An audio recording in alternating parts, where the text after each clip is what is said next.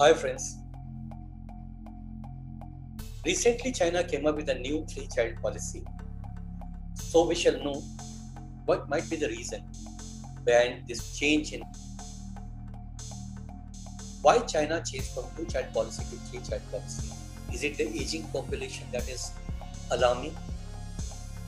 Is it the requirement of the ever-growing business industries and armed forces actually require young people from 20 to 50? Is it not meeting the requirement of China? So let us try to understand. Fine. So a British correspondent recently writes, people started looking down to their phones as they beeped, with the headline flashing across their screen, China to allow couples to have 3 children. Fine. One day, Chinese phone rang and it spoke, or it came up with the headlines that the now couples may have 3 children. Was little surprising for them. Now, here the point is, what did the census say? In the recent census, actually the problem is very much indicative over here. Last year, there were 12 million babies were born, right? When compared to 2016, there were 18 million babies born. This is the lowest number of birth record since 1960. This is very alarming when your population growth decreases by 33%. Is it not alarming? Yes, it is. And just look over this graph in 2016 over here, and it is steeply coming down in 2020. This is one reason why in the recent 5-year plan, that is 2021 to 26, China has changed this policy. And this is going to change as per the demographers over there. They say that this is just a step. At one point of time, China has to delimit this restriction. Right? So let us move on.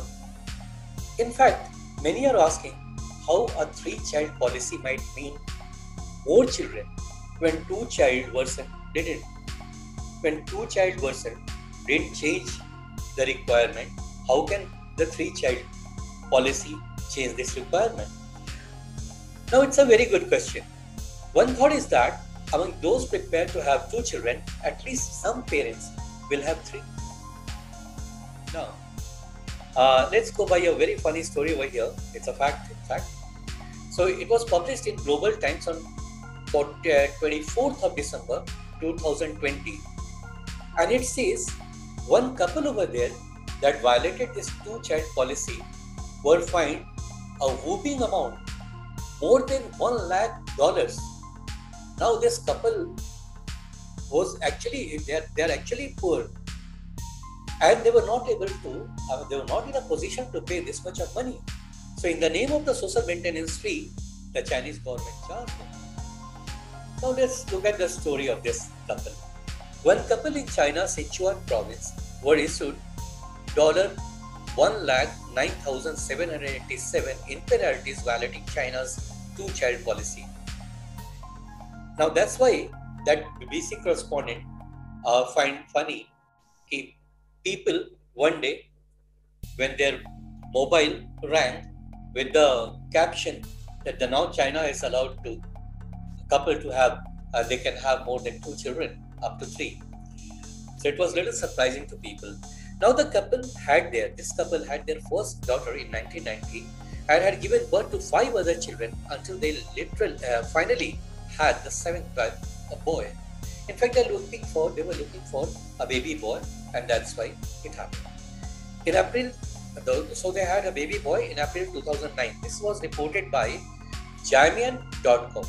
Now, however, the local authorities initiated an investigation because this was a rule that a couple should not have more than 2 children. So the authorities started investigation. So the couple into their couple's illegal childbirth behaviors. In November 2018, deciding to issue them a social maintenance fee of more than $1 lakh. Now, the news sparked controversy on the internet, with many arguing the penalty contradicts the population structure changes in Chinese society. So many actually argued. They suggested the couple should be rewarded, not punished, because birth rates have declined and so multiple childbirth shall be encouraged. And there is one Mr. Wang Wanzheng is a demography expert and senior researcher from the Center of China. He says his opinion actually supported this point that these couples should not be charged. In fact, they should be awarded.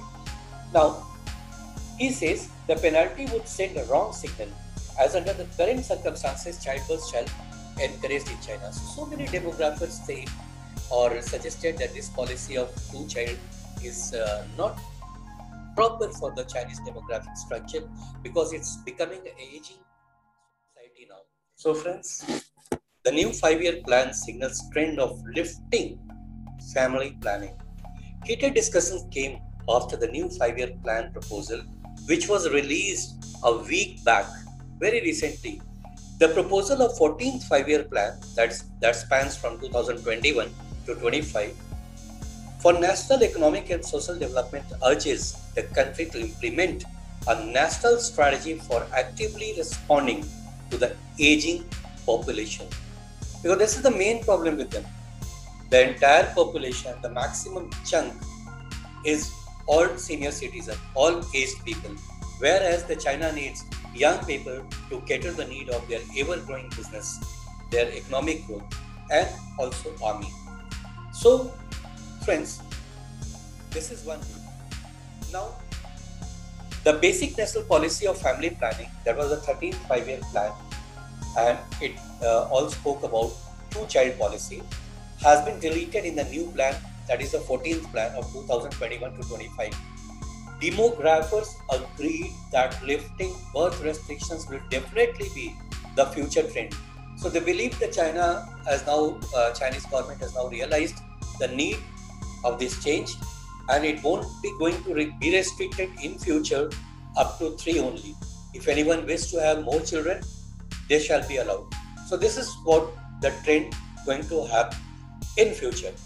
Now there is one Mr. Zhai Zhenhu, Chairman of Standing Council of China Population Association under the National Health Family Planning Commission.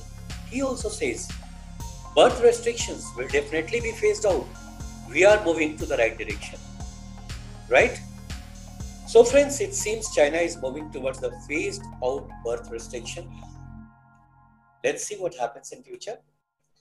Thank you so much for watching this topic.